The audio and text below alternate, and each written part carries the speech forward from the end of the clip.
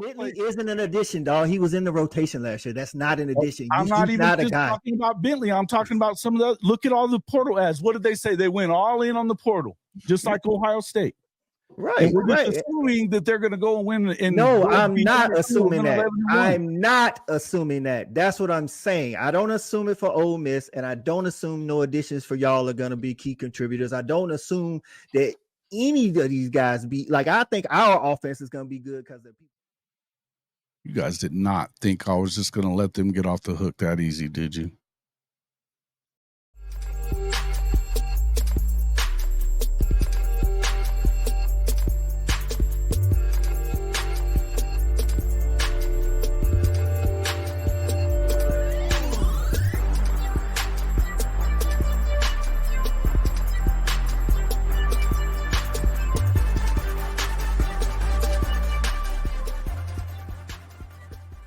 Welcome back to Hall of Fame College Football's Sooner Magic podcast, brought to you by our partners at Mint Mobile. Guys, stop overpaying for big wireless and get 3 months of unlimited talk, text, and data for just $45 with Mint Mobile. Check out our partner site, trymintmobile.com/HOF. That's trymintmobile.com/HOF. You can get that amazing deal from Mint Mobile and stop overpaying for big wireless. Welcome back to the show, everybody. Going to get into this little heated discussion that we had on Thursday on No Cap SEC right here on the channel. Before we do, I want to encourage everybody to make sure that you hit that like button and become a subscriber if you have not already done so. Hit that notification bell so you don't miss a moment of all the craziness that goes on right here on Hall of Fame College Football. I would tell you to do the same for Coach I at Fanatic Sports Network, along with Brinsky Sharp at the Sharp Shooters Podcast. And yep, Shawty too at Just My Damn Opinion. We know he loves to put that opinion out there. Great, fun stuff, fun guy.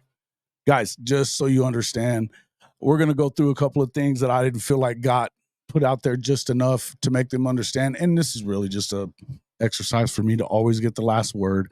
But just so you know, Coach I and Shawty are two of my favorite people on YouTube, two of my best friends out there. I enjoy listening to them, enjoy having them on the show. And look, we know how it is. This is passionate. When you start talking college football, the passion is always going to come out. And you know it is when it comes to me and my Sooners. So before I get into all this, just so you understand, we're all good to go. We enjoyed the show the other night. It was lots of fun. And, you know, we're going to get back into it, but it was lots of fun. So I hope you guys do as well. Make sure you get over there, subscribe to those other channels, along with our friend Jay at Unfair Sports, who he got in on the argument at the first part. He had to get out of there, though, before too long, and I had to take up the rest of it. Anyway, here we go. Okay, so if you guys want to go ahead and check out all the fireworks from Thursday night's episode of No Cap SEC, go ahead and take a look at the video that we have tagged here just above me. You can check it all out.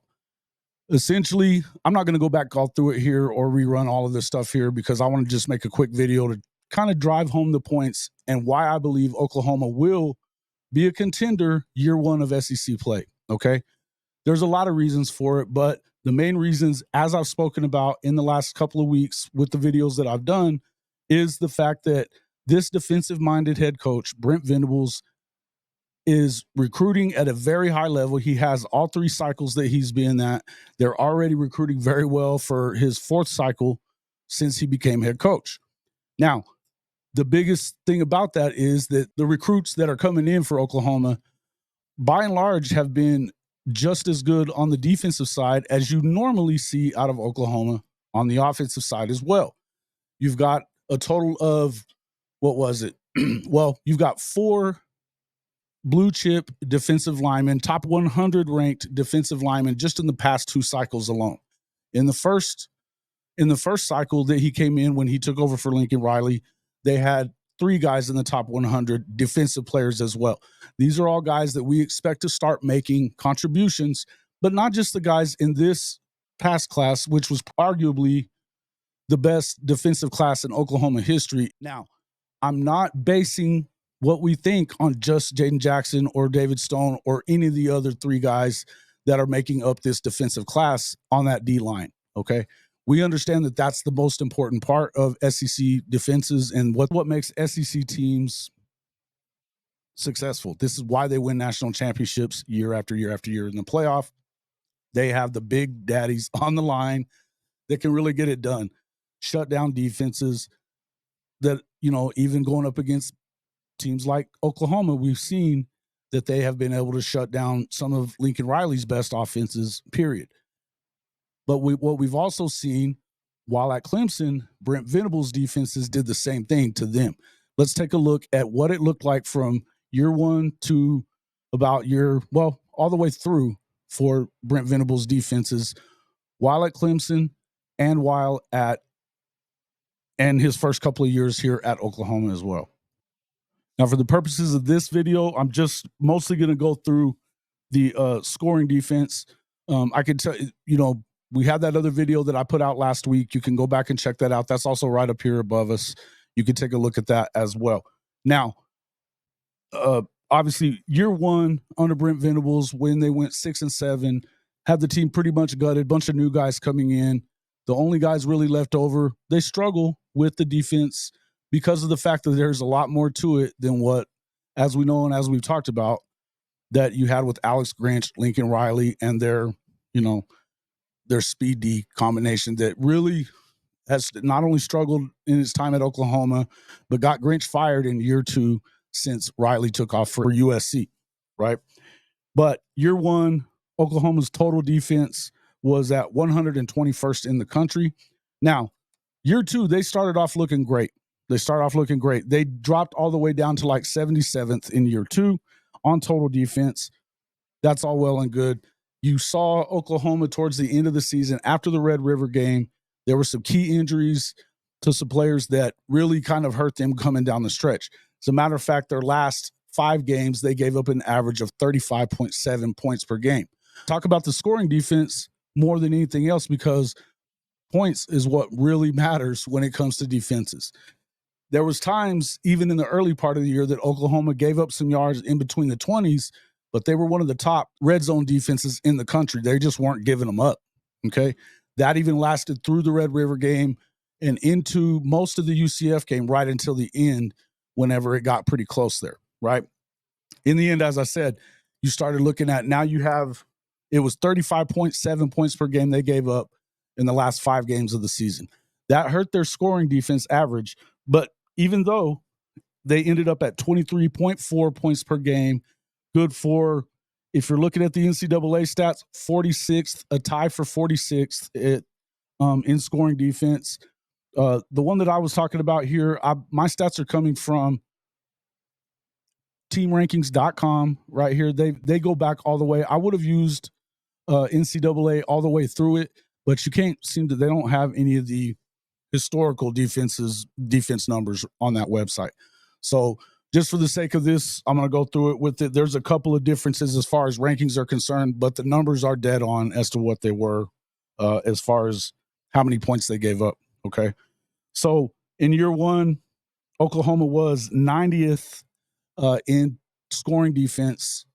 Again, just not very good, but they went either to 41st or 46th, whichever you want to call it, 123.4 points per game. 23.4 points per game is what they gave up. That is, of course, a difference of what? I think they gave up 27.9 points per game in year one. So year two, they went to 41st. Now, similar movement. Now, obviously, he didn't take over a defense that was quite so run down when he got to Clemson, but Brent Venables' defenses did make a move quite similar to the one we saw from year one to year two at Oklahoma. It was very much similar from 99 to 2000 as well. Okay. Now let's take a look. So the first year, 2012, you can see there that Clemson, they gave up an average of 26.4 points per game. Okay. That was good enough for 56th in the country right there. Now, year two, in 2013, you can see they're not in the top 10. They go up a little bit, but It's pretty similar to what they were giving up in year 2, 23.8 points per game, good enough for 47th in the country. So there was a move up the leaderboard there, okay? Now, going to year 3. Here we go. Tied for second, 16.2 points per game. Ole Miss was ahead of them at 15.5 points per game that season. Clemson, of course, went on to play in the national championship game for the first time against Alabama. They lost that game in a close one, but they had the number 2 overall, or the number 2 scoring defense in the country. Incidentally, according to team rankings, they were also the number 2 total defense that season as well. Okay. Now in 2015, Georgia actually came in. This was actually Kirby Smart's first year as head coach of the Bulldogs. They actually improved on their defense from 21.9 points per game the season before that. They dropped to 15.5 points per game, good enough for number 6 in the country. Clemson finished 25th that year at 20.8 points per game. Incidentally, though, 2015, 2016, that was the first year that Clemson played in the national championship game against number 2 Alabama. They were number 1. They lost 45-40 in that ball game as well.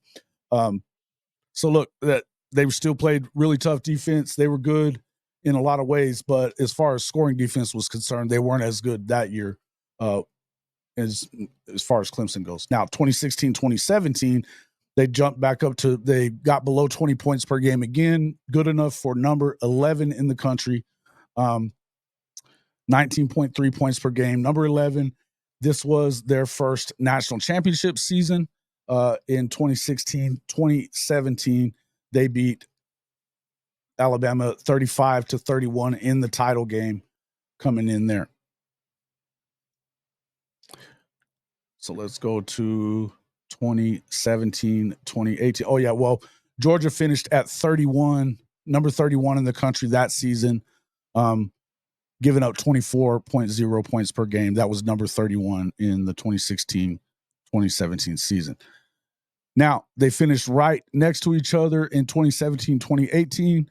Clemson finishing at number 3 in the country, 14.4 points per game. Georgia right behind them at 15.8 points per game. So they finished 3 and 4 in the country on defense. Okay. That, of course, was the season. So this was a tough season for Oklahoma. Georgia knocking off the Sooners in double overtime at the Rose Bowl, and then losing in overtime to Alabama in the championship game 26-23 as well. But again, they were number 3 and number 4 in the country.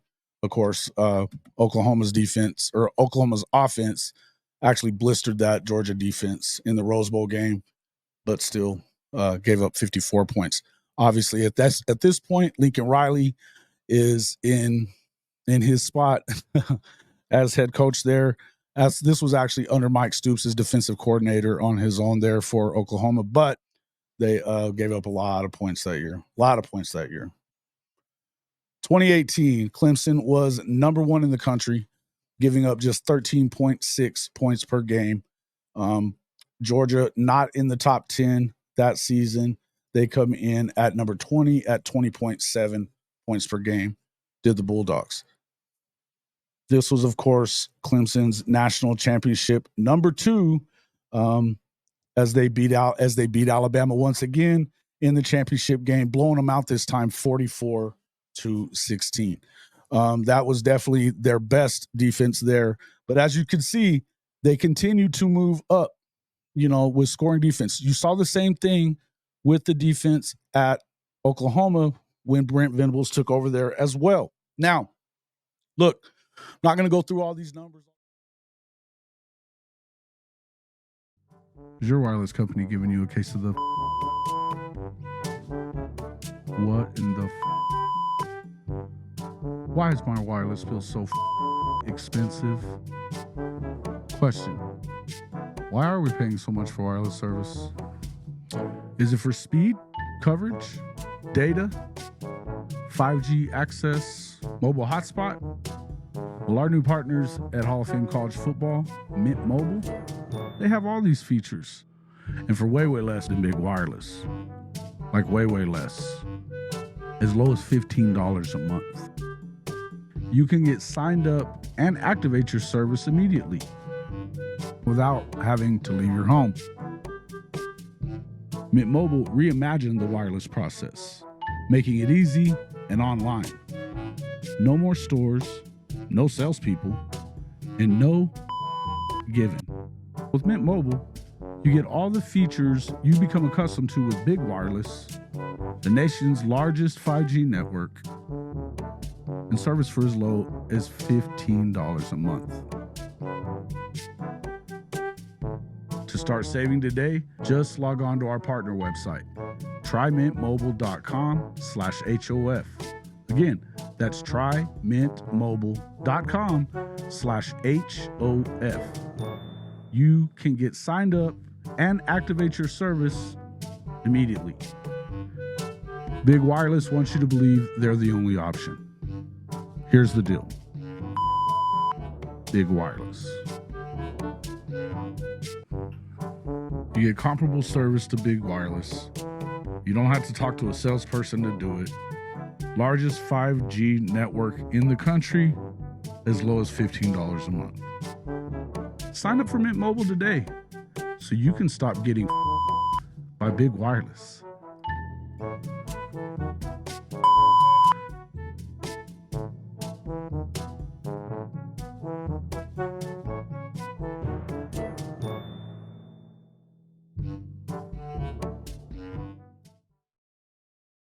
Around. Something else I did want to point out, though, for everybody here was we will talk about this a little bit. Look, in the end, it's not just going to be a defensive thing is the reason why I believe OU can and will compete in year one of playing in SEC football. Okay. Look, offense did not start and end with Lincoln Riley at Oklahoma. As a matter of fact, they finished ahead of Lincoln Riley's USC Trojans with the Heisman Trophy winner a year ago in number 3 and number 4 in the country in scoring and total offense. And they've continued to look, they've had 4 Heisman Trophy winning quarterbacks. Only 2 of those were under Lincoln Riley's tutelage while he was at OU. Okay. Now, what I would also say, just to kind of hammer that point home. And the reason that I want to hammer this point home is because Shawty was in there saying, are they going to be able to put up 500 yards of offense in the SEC from game to game, just the same way they did this year in the Big 12? Well, maybe they do, maybe they don't, right? Number one, I expect that this Oklahoma defense, as I said, should move up very similarly to the way we saw Brent Venables' defenses step it up in year 3 at Clemson and year 3 at Oklahoma as well. Year 2 and 3 actually at Oklahoma when he was there the first time. But the other part of it is this. I believe that even if they are a top 20 defense, that the Oklahoma offense can be pretty close to the status quo. Okay. Just going back to, let's go back to 2003. Okay. From 2003 to 2015, when Lincoln Riley showed up and took over as offensive coordinator. He became head coach a year later. But during that time before he got there, Oklahoma only finished outside the top 25 in scoring offense 3 times in 12 years. Okay. They were top 15 7 times in 12 years. They were top 10 4 times, twice being number 1 in the country in scoring offense. And once they were second in scoring offense as well during that time. Again, as I said, 2 Heisman Trophy winners.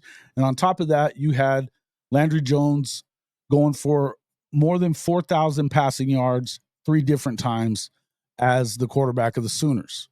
Okay. 3 different times. The other year that he took over for Sam Bradford when he got injured, he still had over 3,000 yards in that one. He finishes as the all-time leading yard getter for a career in NCAA history, right? Then you had Jason White, who won the Heisman as well. Sam Bradford, who won the Heisman Trophy as well for Oklahoma during that time also. Again, Jackson Arnold is the next guy in line to do that. The only question that I have is whether or not this offensive line is going to be able to withstand the defenses in the SEC. I believe they will be able to. You've got a solid offensive coordinator who was already on staff, okay? And Seth Luttrell, of course, Joe John Finley, also already on staff. They held together one of the top offensive hauls in the country as well. This is a number 8 overall class. I think it was actually probably a little underrated by some of the guys that we've seen. That being said, I think that there's some guys, when you start looking at guys like Taylor Tatum, when you start looking at guys like Devon Mitchell at tight end, who was a top 10 overall prospect for the 2025 class, he dropped quite a bit. He's still a top 100 guy, 4-star guy coming into this season at 6'4", 250 pounds. This guy looks like he's going to be that next great tight end in Oklahoma history. I believe that with the guys they've got coming back, they got Deion Burks coming in. They have, he came in from the portal from Purdue. This is a guy that everybody wanted. You also have Jalil Farouk coming back. You're hoping that he takes care of the ball a little bit better, but this is a guy that when he gets his hands on the football is dangerous. You've got Nick Anderson as well. We call him Mr. Anderson. He had a big season along with an ascending Jaden Gibson as well. Pretty much everybody except for Drake Stoops will be back in this receiving corps. You also had a big second half of the season from Gavin Sawchuk to go along with Taylor Tatum on that offense that, look, as long as Jackson Arnold can come in there, we saw some things out of him just over the course of the year in games that he played. He had a big-time touchdown against Tulsa. He came in relief of Dylan Gabriel when he got hurt in the BYU game. Had a couple of big plays to where, whether it was running the ball or checking out of a play to get the last first down that they really had to have. It was a heck of a throw that he made, but it was probably a better read. This is a guy that won Elite 11. He was National High School Player of the Year. He was a 5-star plus guy. There's a reason why he's a 5-star plus guy. The guy is coming in. He's ready to take over this team. And there's no reason to believe that the Oklahoma offense won't be what the Oklahoma offense always is. Seth Luttrell, a 10-year plus offensive coordinator who's also been a head coach, and he has had some of the best offenses in the country at places like North Carolina and Arizona. I really don't expect that there's anything I really wouldn't worry about. It'd be the offense. But again, I believe, and I think everybody would probably back me up on this, that this defense, if it takes a step forward and gets into the top 20, I don't even think that your offense would have to be as explosive as what you've seen in the past from Oklahoma offenses. I just don't know that you need to be. That being said, Jackson Arnold has a bigger arm. He can make throws that we never really saw Dylan Gabriel be able to make. The deep ball to where, the guy's wide open. They're having to come back, to get to the football because he just wasn't able to get it that far down the field. And there were times that his timing wasn't great. I also believe that Luttrell is going to be a better play caller situationally than what we saw out of Jeff Lebby the past couple of years, particularly in games like against Kansas and Oklahoma State this past season when, it just seemed like a lot of uneven stuff. I hope we never see the jet sweep again. But if we do, I feel like it'll probably have that deep ball built into it as well, to where possibility you won't necessarily see it as the jet sweep. Okay. Now, is there a possibility that these guys could go 8-4? Yeah, I think that that's probably the floor for Oklahoma. Probably the floor. The more I see what's going on here, I think that something bad is going to have to happen for that to be where they are. Okay. I think you're going to have some injuries to key positions, which isn't definitely out of the realm of possibility, but I do believe that they're going to go in and surprise some people. A lot of these teams, as I was saying, Texas, we don't have to talk about Texas, but what I would tell you when it comes to Ole Miss, look, they got real heavy in the portal. They pushed it all in trying to see if they can win something this year. Lane Kiffin has yet to win a major game in the SEC as head coach of Ole Miss. I think he's a hell of a play caller. I think he's a hell of a coach, but he hasn't been able to beat those teams in those big games that seem to matter the most for the Rebels. Okay. Look, I understand that they play very well at home. So does Oklahoma. That's the last point I want to make. Their home games are against Tennessee. Josh Heupel, who also has a redshirt freshman quarterback starting for the first time. Well, he started in the bowl game this past year, but he will become the full-time starter this year, just like Jackson Arnold will. Something to remember, Oklahoma leading up to 2022, from 1999 to 2022, the start of Bob Stoops all the way up through the start of the Brent Venables era, Oklahoma won 130 out of 141 games at home. That's number one in the country. Now they've gone, 10-2 in their 2 years under Brent Venables at home as well. So it dropped back just a little bit. I don't know that they're still number one for sure. But they're over 85% win percentage at the Palace. That's better than anybody in the SEC. That's better than anybody in the SEC. So, yes, you've got some tough road games. We don't really know what LSU is. We know they're somewhere in the neighborhood of 75% win percentage at home. Big time, that's going to be a tough place to play. The Palace is going to be a tough place for teams like Alabama to show up, along with Tennessee as well. Don't sleep on Oklahoma too much longer, or do, But there's a reason why Oklahoma fans believe that, yeah, I'm going to continue to say that 2025 is the target year for Oklahoma to really challenge for it all. But if they, in view of the fact that Alabama has a new head coach, they lost a lot of guys on the defense, and they have to play OU at the Palace, not to mention you turn around and you've got teams like the road games you've got. Yes, Missouri went 11-2 this season. It was a soft 11-2. They played Georgia, they lost to them. They played LSU, they lost to them. Those were the two best games they had during the season, aside from Kansas State, which we saw as an underachiever in the Big 12, and it took a 60-plus yard field goal at the gun to beat them at home. I believe Oklahoma has no problems going in there and taking care of business there. Maybe they do, maybe they don't. I believe that that's a win. I'm not worried about Texas. I've already explained why that is. I believe they have an opportunity to beat Ole Miss as well. Could they lose the games to like Ole Miss, LSU, possibly even Alabama, whatever? Sure, they could. Out of the possibilities, maybe 4 to 5 possible teams that could beat Oklahoma in the regular season, I can assure you that I don't believe that they're going to lose them all. Do they lose 2 or 3? Yeah, maybe. I've got them at going 9-3, possibly 10-2. 8-4 would be the floor. But as I said, I think you would have to have a lot of things go wrong for that to happen to OU.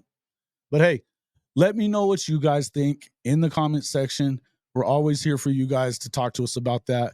You can go again, like I said, check out No Cap SEC from Thursday night if you want to see all the fireworks as they happened. And then you can come back and watch this, whatever you want to do.